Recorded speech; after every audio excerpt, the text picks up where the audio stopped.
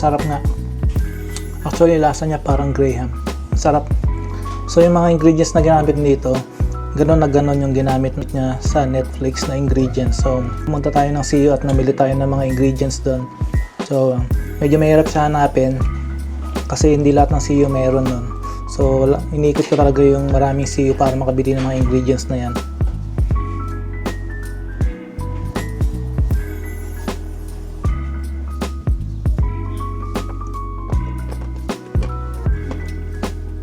Masarap nga, kaya siya nanalo.